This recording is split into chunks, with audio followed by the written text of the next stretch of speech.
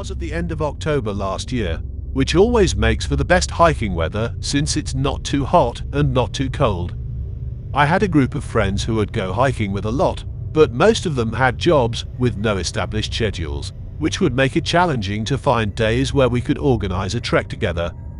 So often I'd go for some shorter hikes alone and simply enjoy the peace and quiet.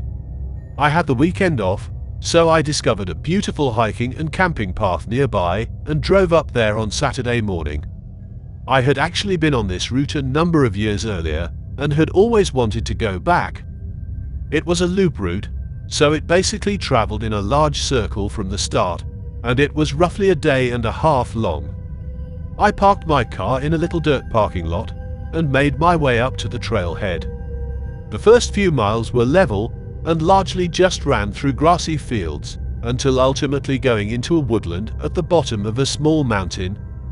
At this point, it was probably midday, and I was deep into the forest when I saw a man strolling up ahead. He was too far for me to tell at first if he was walking towards or away from me, but as I continued forward, I realized he was walking towards me. This wasn't a very popular trail, and the last time I climbed it, I don't think I saw anyone. But it was the weekend, and I figured maybe he just had the same plan as me. Since he drew closer though, I noticed he didn't have a backpack on, and this was really uncommon since I was probably 6 or 7 hours down the route, and there was no way someone would travel this far without even a water bottle. He waved at me once he was a few feet ahead. I reciprocated the motion to be courteous but still apprehensive owing to being in such a secluded area.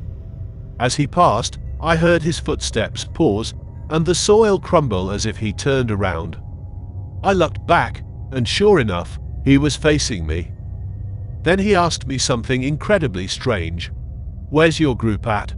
I wasn't sure how to react, as all I could really think about was if this guy knew that I usually had a group, or if he was just trying to figure out that I was alone. Either way, it was unpleasant and made me incredibly nervous. I responded, telling him that they were on their way, a couple of minutes behind me. I couldn't think of anything else to say, but I definitely didn't want this man to think that I was alone. "Good," he said, then smiled and began walking again. I continued on in the opposite way, further down the route. A few hours went by, and I spent much of the time thinking about the guy and how bizarre the whole event was. The fact that he didn't have a backpack thus deep into the hike made the whole situation much more disturbing. I decided I'd pick a suitable area a little distance off the main trail to set up my campgrounds, just to be safe. I located a beautiful flat location about a half-mile off the path and set my tiny tent. The light was starting to drop, so I sat outside my tent and just tried to stop thinking about the guy.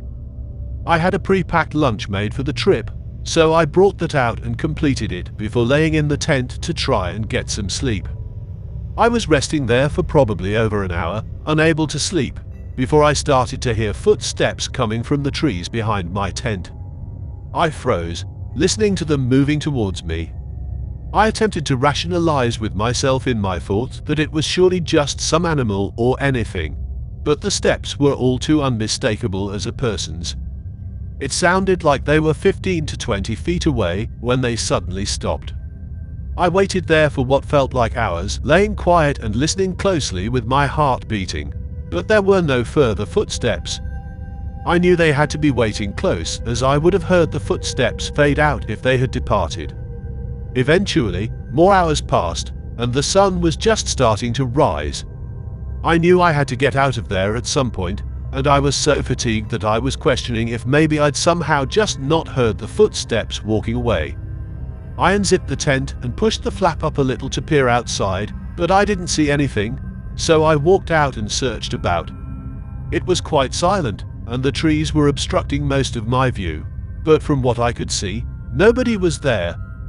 After a few minutes, I slowly packed up my tent, still looking around regularly since I was clearly on edge, and every slightest noise would make me jump. I linked my tent to my back and started moving back towards the trail as quickly as I could, but I only made it a few steps before finding obvious footprints in the soil just behind a tree that was directly by where I placed my tent. I was panicking and didn't even look for any more footprints as I rushed towards the trail. I was afraid now, since I knew there was someone stalking me in the midst of a lonely wilderness hours away from somewhere secure. Once I got back to the path, I promptly began going back down the way I came. It was certainly quicker at this point just to continue down, but I believed that whoever was observing me would probably be waiting for me to go that way. Luckily, nothing else happened the whole way back to my car, which I didn't get to until past nightfall. I told my friends about the weird man and what I heard and saw, and they all felt that I was lucky to get out of there without anything else occurring. I phoned the police only to report the strange activity on the route, but not much was able to get done about it. I'm definitely more cautious when hiking and camping though, and I rarely go without my group of buddies anymore. I will never know what that guy's genuine motives were, and I pray nobody else has to know either.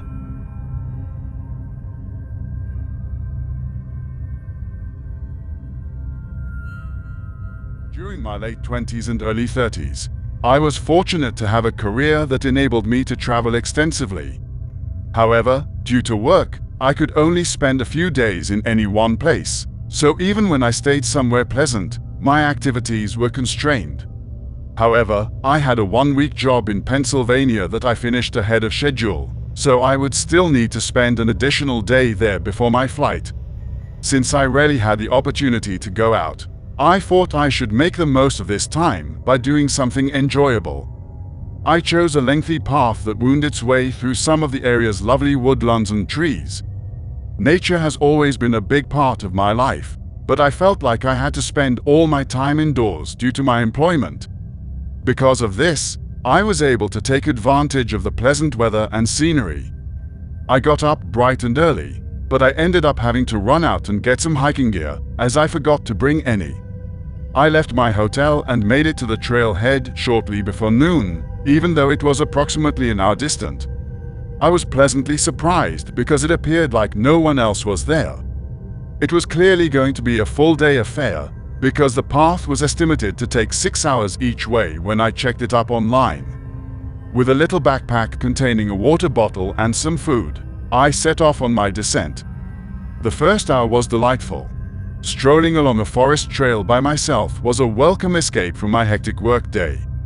However, a man sat on the ground by the trail ahead of me as I continued on my way. His sweater draped over his face and drooping head gave the impression that he was fast asleep. As I approached, he raised his head and seemed to stare down at me as I passed by. For the next several minutes as I made my way down the trail, I kept checking behind me every so often. I didn't know what to think of him, but he gave me the creeps. I was getting a bit weary and hungry after a couple of hours, so I sat down on a little log I found along the path side to eat a snack. After what felt like an eternity, the man I had passed earlier materialized further down the route, heading in my direction. I hurriedly gathered my belongings and continued on the route to avoid any potential interaction with him because he was still quite a ways off. Unfortunately, my strategy obviously backfired since I heard a set of loud, pounding footsteps approaching from behind me just a few minutes afterwards. The man was jogging toward me when I turned around. I stepped to the side in the hopes that he would simply go by, but he halted directly in front of me. I was anxious and awkward around this guy, to be honest. Shockingly, he retrieved a wallet from his pocket and exclaimed, "I think you dropped this," without uttering a word. Even though it was obviously not my wallet, I could also see it was empty. I corrected him, saying that I hadn't brought my wallet with me. He went on to tell me that he had known it was mine and that I should have returned it. Even though I was at a loss for words, I could tell he was becoming angry just by looking at him. I had no choice but to listen to this man, even though I had a sneaking suspicion he was up to some elaborate ruse to swindle me. I simply nodded and took the wallet from his hand. He then gave me a friendly smile, saying, "You're welcome," and started walking down the trail. After taking a moment to gather my thoughts about the recent interaction, I extended the wallet and examined it in further detail. It was one of those standard brown folding wallets and looked very worn and aged. I took it out and searched every pocket, but nothing was inside. I was so puzzled, I had no idea what to think, but I knew I didn't want to run into this man again, so I just started making my way back to my car. It was 4 p.m. now, and I had a little over 2 hours to go before getting back to my car. I tried my best to enjoy the walk, but I couldn't stop thinking about what happened, and it kept making me more and more nervous. I was continuously looking around to make sure he wasn't following me, but ultimately I could see my automobile up ahead. The sun was just beginning to set, throwing a long shadow across everything, and my car was parked facing the trail, so I was walking towards the front of it.